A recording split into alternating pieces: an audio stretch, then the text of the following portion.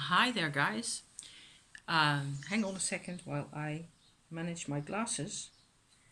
I hope. No, there's something really weird on my glasses here. Will this do? Yes, it'll do. This is probably just going to be a witchy check-in. I've got tons of stuff to share, but it's a bit of a weird day. It's Monday, April 20th, 2020, so lots of 20s there. I was hesitant whether to come on today because, things are changing. Obviously, there's still a lockdown going on in this part of the world. Let me see whether I can shift this thing around to be slightly more in the picture. My husband has returned to the office already, so that's actually pre-end of lockdown.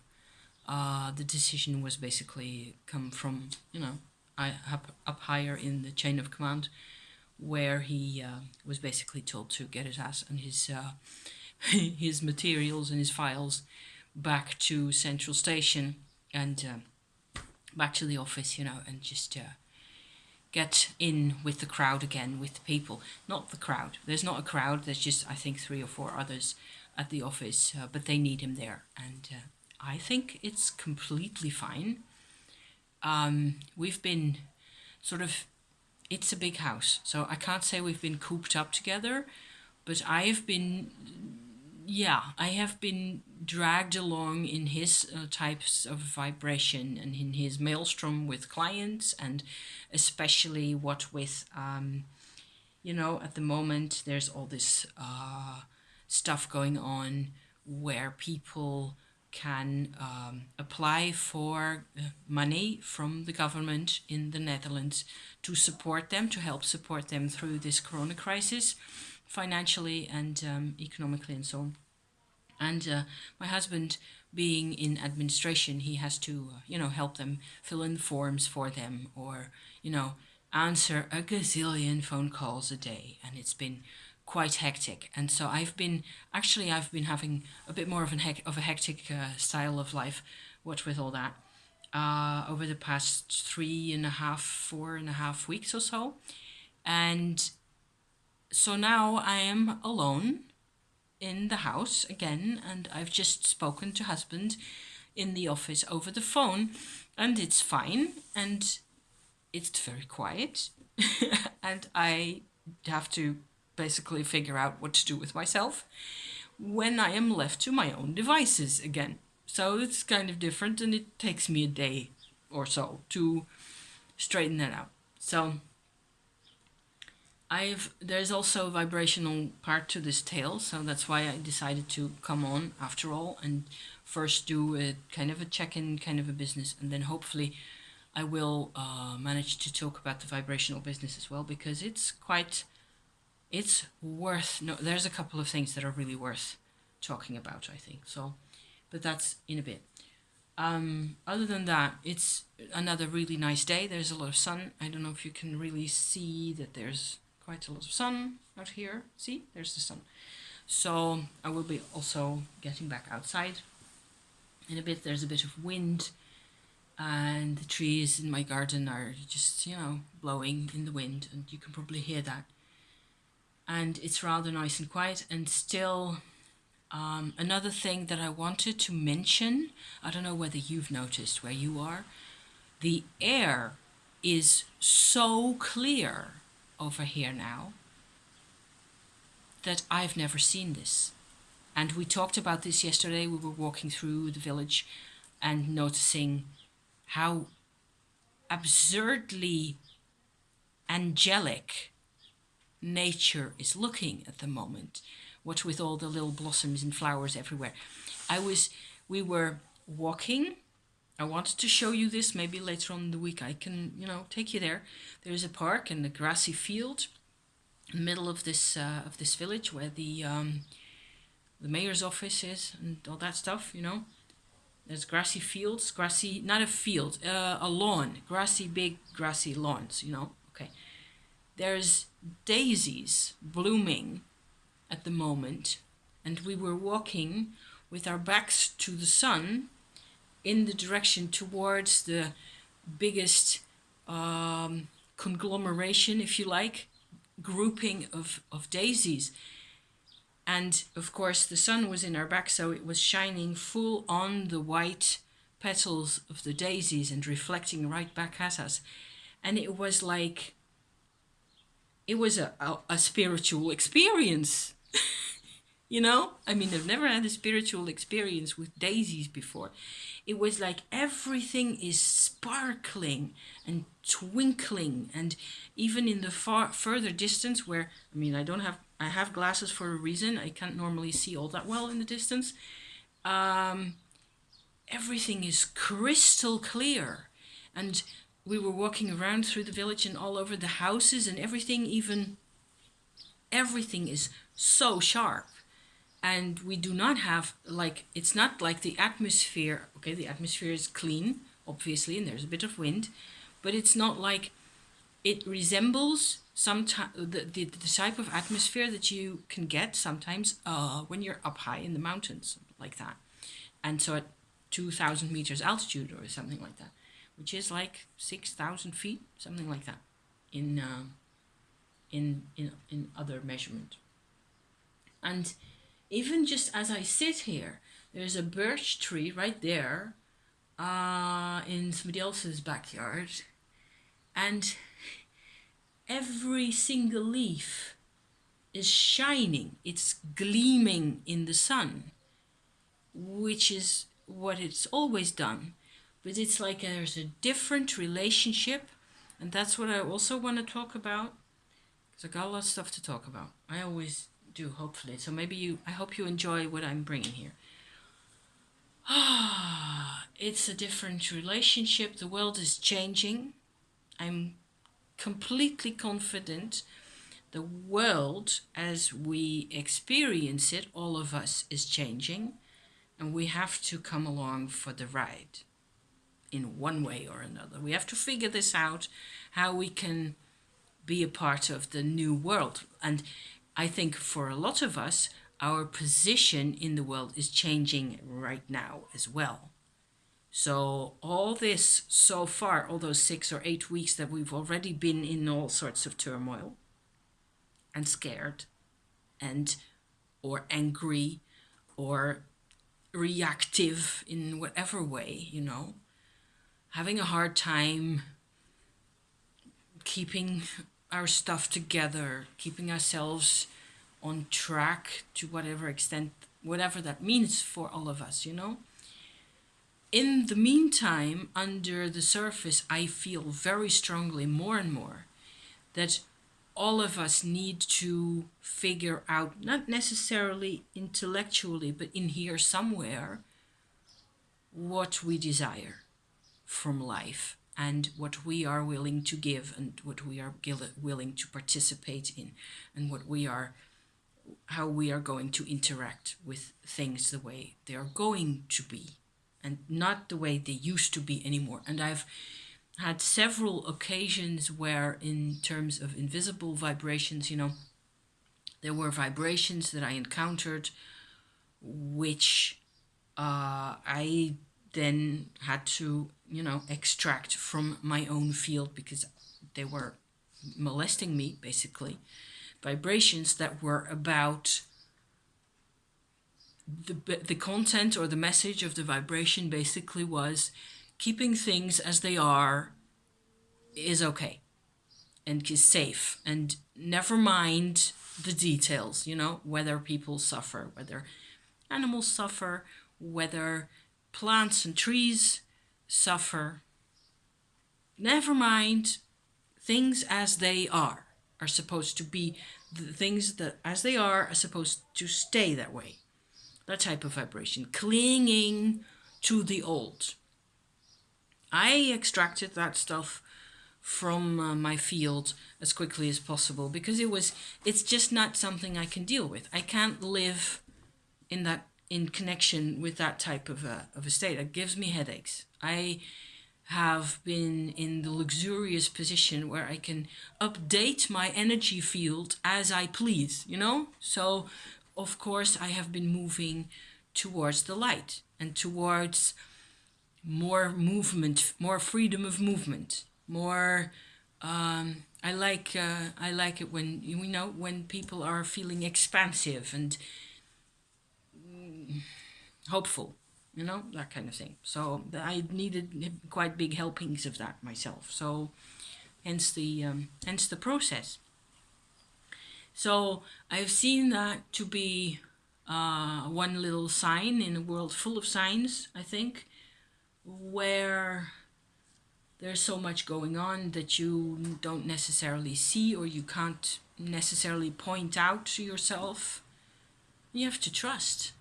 You have to trust also in yourself, in your deeper nature, deeper natures, plural, possibly, where you will find your way. You're alive.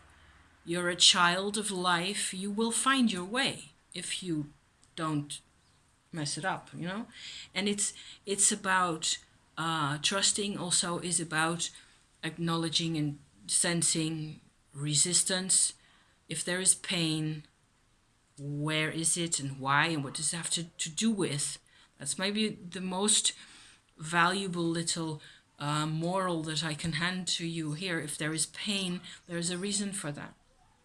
Why is there pain? Can you establish a relationship with the part of you that is in pain and figure out together with that part how to make life just that little bit easier? Be compassionate. Everybody's talking about compassion at the moment. So hopeful still, So in a bit more detail, what I was going to mention, I have done energy work on husband again, and I managed to speak to him about it just now over the phone, so he knows what I'm going to be talking about here. It's not like I'm publishing it on the internet before I talk to him about it, because that would be really uncomfortable to me. It turns out that I think I've said this before a few times when I was talking about him and about emotions that I could sort of detect, or fields that I could detect inside him, in his, basically his lower belly, in his second chakra area. It turns out it's possible for a man to carry with him permanently the imprint of the emotions of his mother in his second chakra. I have no idea at this point how common that is. As I'm talking about it, as I sit here and talk to you about this, I'm becoming more and more suspicious that this is way common, and it will need to be looked at one way or another. We will need more people who are savvy in vibrational affairs, who can look at this type of stuff.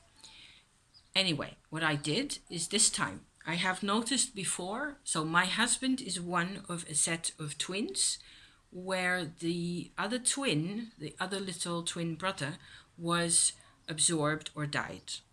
So he's my husband's psychological makeup, to a large extent, especially before 2017 when we discovered all this, his psychological makeup was shaped and built up around an enormous sense of loss and sadness that stems from basically vanished twin syndrome.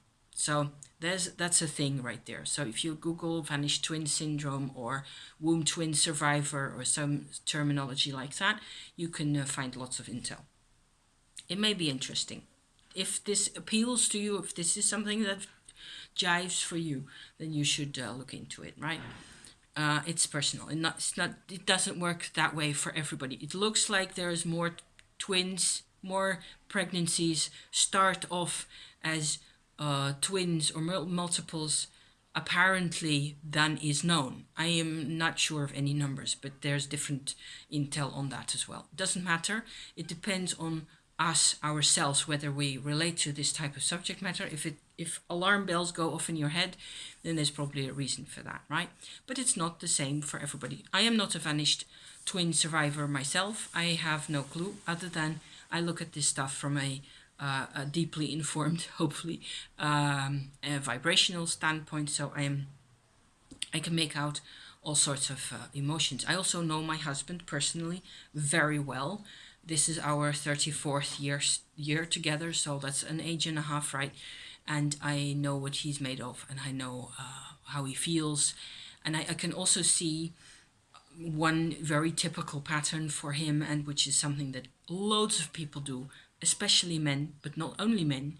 Their life is about trying to basically suppress and negate as much as possible of the unpleasant or uncomfortable emotions so they can carry on with their jobs and just keep their act together and just, keep the truck on the road and keep going. And if that goes on too long, at some point there will be issues, and it'll come out from under the woodwork and from under the surface sooner or later. So that's not a new idea either. So in this particular situation, I have been sort of visiting his second chakra area on and off for more or less once a month or so in the past couple of months. So since January, I've seen and felt fields and detected things that had to do with the other twin brother to a small extent, in the sense that what I detected was the sadness, but also very significantly I was sort of given the view of how his mother reacted to the loss of the other child. And that has been with us since then. I was very surprised, and it was like a proof after the fact, even because it was really obvious. If I was, because I was concentrating on him, I knew what I was looking at. All of a sudden, it just sort of appeared to me that his mother had been looking unconsciously. She has what manifested in his life was his mother was always worried about him. Also, when he was fine, and he was basically doing his thing, being independent and making things happen, so he was fine, and she was worried. And she had a sort of a double bind with him about being, on the one hand, extremely worried and overprotective of him, and on the other hand, feeling from the same root, basically, emotionally, feeling that she couldn't help him anyway, and there was nothing she could do, and so she let him be, and she turned her attention completely away from him, and basically left him to sort things out for himself. So it was very confusing for him growing up that way, to have a mother who was completely obsessed with his well-being on the one hand, and completely oblivious, more or less at the same time, or at least several times from one mode to the other in one day, obviously. And so that makes, for one very confused child. And I could suddenly see and reinterpret her her sort of indecision, or her almost schizoid, conflicting emotions, from the sense of what it was like for her to lose the other baby. It was like proof of the whole vanished twin business, only this time I heard it from her. She passed quite a number of years ago. What was it? 2014, I think. So she had passed, and she had spent the last 7 or 8 years or so of her life in an elderly people's home, and she was way underneath in the Alzheimer, so she didn't have any connection that much to the past and to people anymore. But I know what she was like before that because of the 34 years, I've known her very well, and I've got all this intel inside me. I know she was, in a sense, also a very direct person, and it's like I can read all this stuff now. I can tell from my memories of her that this was what she was worried about. She had a feeling like, how is he doing, my son, my little boy here, how is he doing when I know that there should have been another one very like him? There should have been two of them. And the other one disappeared, and it's my fault. I'm his mum. I should have, and she wasn't. She was like tiny. She was a tiny little sprig of a woman. She couldn't have given birth to twins. It was impossible. She couldn't have carried, been pregnant with them. No way. So all that, this kind of a complex of emotions as belonging to her, I picked up from my husband's second chakra in his underbelly in January. And I kind of came back to that whole situation now with that knowledge and a bit more other bits of knowledge and things, and more knowledge on Shakti and on Tumo especially. I think the Tumo business is going to be a separate chapter in our whole next couple of weeks, certainly, because I've got a lot more that needs to be talked about, that I need to talk about to you, about Tumo. That's a whole different kettle of fish. Nothing extraordinarily dramatic necessarily, but it's interesting. And there's a lot of intel coming from there as well. So I went into this whole second chakra area for him again, and this time I saw the effect on him of all this stuff going on with his mother. To me, it looks like at this moment, I would tend to say that a man's second chakra, I'm going to make all sorts of big statements because then we can just sort of whittle away at them and see what we have in the end. But it looks like a man copies his second chakra from his mom's. Maybe that's what everybody else does, except for us females. It's a bit different because there's more going on. It's more of a multidimensional affair with our own female organs being in there, and there's more layering going on. Maybe our second chakra is, of course, a connection to life, to physical life, to family trees, to your genes, to your whole, all that is in there, right? It's the underbelly is the area where your past is stored. That's a very easy way to put it, I suppose. To females of the species, this seems quite self-evident, I would say. But that it's the same for males, it's kind of ridiculous that you would think it would be different for men because they don't talk about it or try not to, or they try to, put on a huge wig and loads of enormous, ridiculous eyelashes, plastic, and then pretend to be women. Something that doesn't make any kind of sense to me because you don't get a period, do you? So, never mind. In parentheses. Sorry about that. I just get really weird about those types of things. Everybody does what they like. If they want to put on a purple wig, go ahead. I mean, best friends in the world, okay? No problem with that.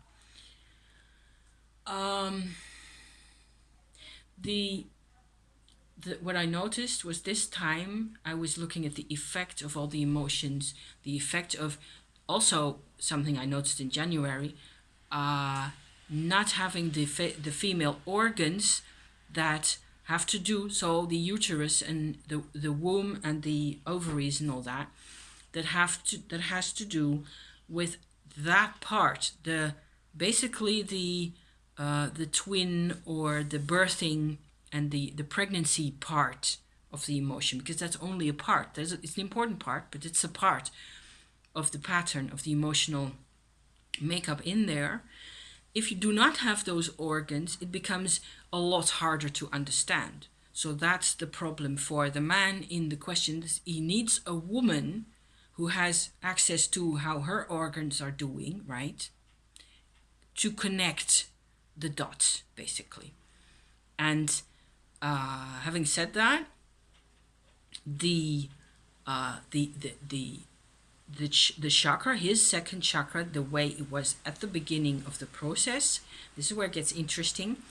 At the beginning of the process, his chakra basically just looked black and all scrunched up like this, absolutely tight. So in the past couple of weeks, we've already had a number of conversations where I was proposing for him, and he was accepting that, to have a more elaborate conversation between his, mind, brain, and his, his self, the self that you're aware of, the consciousness, and his belly. So talk to your belly, see what it wants, see whether when there are phases where it really doesn't want to do anything, or try to listen to it, try to have more of a conversation with what's going on in here, right? For yourself, just to feel better, to know what you're up against, to know with you what things work for you, and in that way. Try to communicate with that part of yourself, basically. He was fine with that. So it was already happening, right? So that's why also I could go into this whole chakra in a completely deeper, newer level and see now. He showed me basically what it was like. And so I then thought that, okay, so this is not a type of a situation that I want to go on any longer. I don't want to see him go around with a chakra that's dark and black and looks like this. It's not good. How can I help him with this? Don't know. It's going to be quite difficult. So I have to go in to this emotion of this chakra, and funnily or interestingly enough, what came out at that point wasn't so much his mother's emotions around the pregnancy that he is a product of, but more her life in general. She had trouble giving birth. She's had pains, lower back pains for all her life, and she had an illness. I'm not sure of the name now. As a young adult, I think she had an illness that affected her bones, her bone structure, or her ligaments and things like that, quite a bit. So that affected her capacity to bear and give birth to children quite a lot, and she's been in pain all her life, like that. And the sensation of the pain in this undercarriage, and the tension from that was very apparent now in his second chakra. So it was just completely obvious. It just came out to me. And so it didn't have that much to do with the detail of, or the psychological side of, the emotional side of the twin business necessarily. That just came on top of the basis, which was already painful and problematic for her, right? And all that I found in her son's second chakra.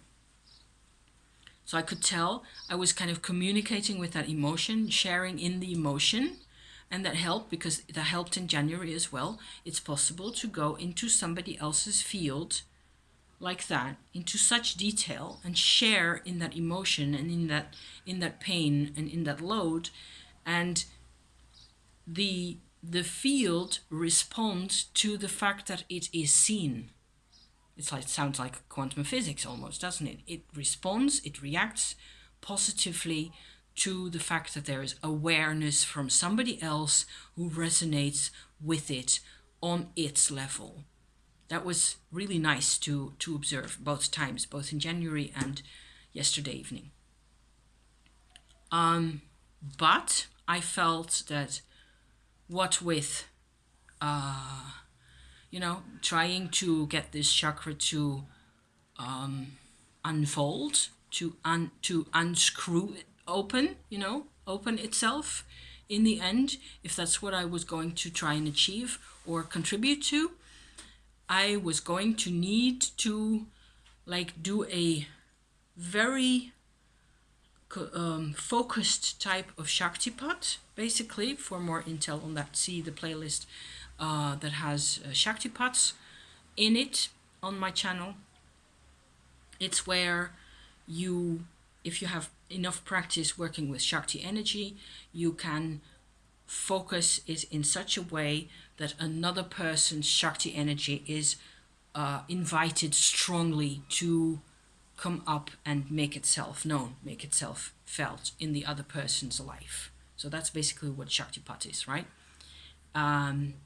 So I did that this time also, and I sort of did a combination pattern of, I think, half an hour, 3/4 of an hour in total, where I alternated the emotional connection perspective. So I encouraged the chakra to open up, show what was going on, show the pain, be with the pain, right?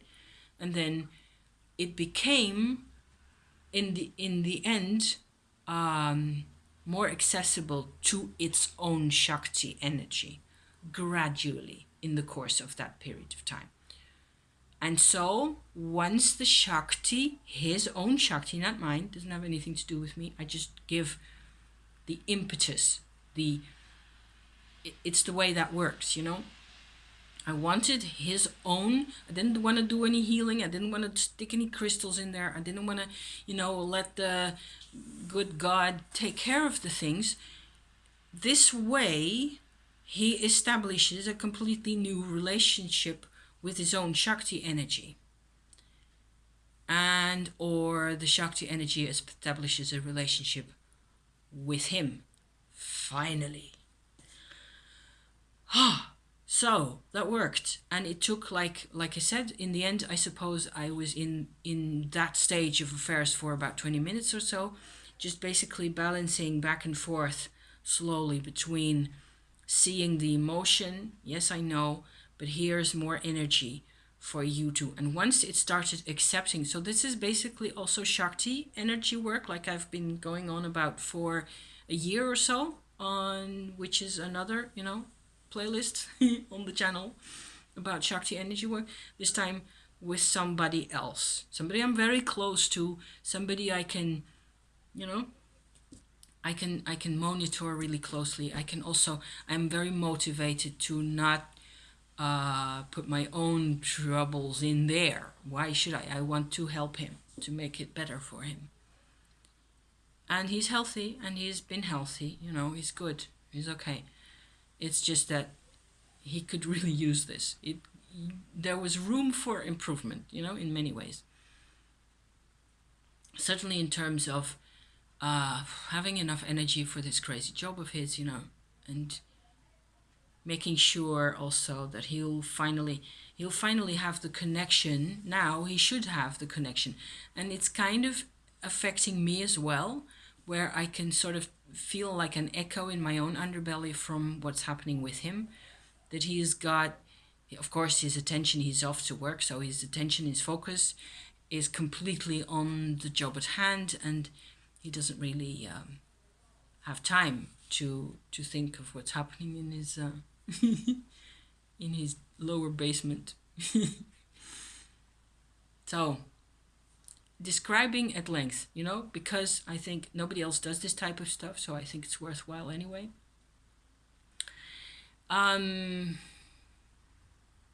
Good times, I think. Really worthwhile. Really worth doing, and it takes a lot of doing. And I now have to sort of step back again from this whole thing, which is why vlogging about this is also a really good idea, because then I can just sort of summarize the whole thing for you guys. There's a couple of people out there that I know are interested in this whole story. And it allows me afterwards, I can sort of unwind kind of from this type of thing, because there's no such thing as having a weekend for me. My weekend is now, where I can sort of get back to my cards and things. I have been, for the fourth time or so, reading this huge loaf of a book. It's the Dutch version of The Witches of Smyrna, by Mara Meimaridi. I hope I pronounced that right. She's a Greek authoress. It's an old book. It's came out somewhere in 2000 and somewhere. And she made, and still sells on her own website, which is in Greek only, a deck of cards, which I'm kind of interested in because I love this book. It's about look it up. Never mind what it's about. It's fun. It's about witchcraft type practices in the second half of the 19th century and a bit of the earlier 20th century in Turkey and Greece. And I think she's a great author. There should be more books in the same series that I have not been able to find in translation anywhere so far. She also published the deck of cards that the main character of this book is using. And here it comes.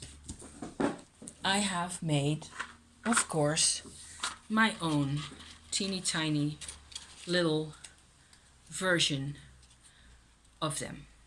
They are like yay big, so it's not extremely tiny. There's a female person right there. It's like a princess of swords of some sort. You can tell the element by the round crystal stone that's in there, like a jewel.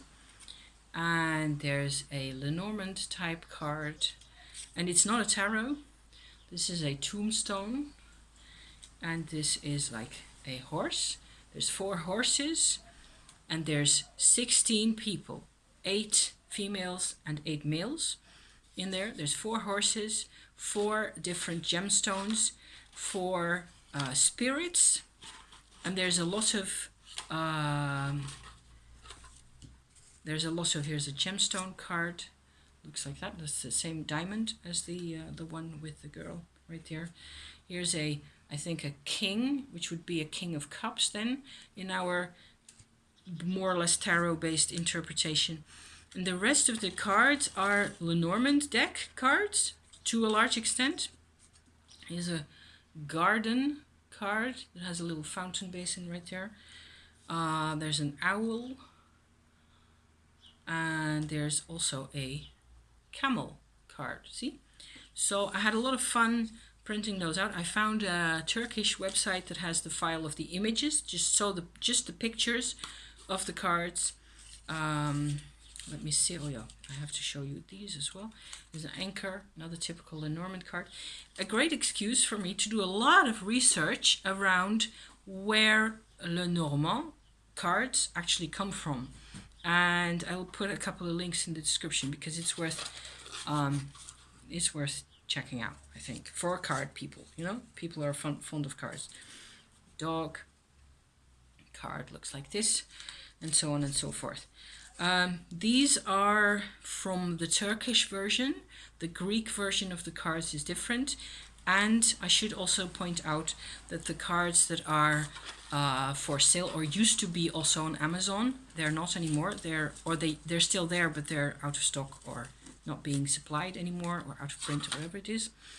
Of course, they're larger.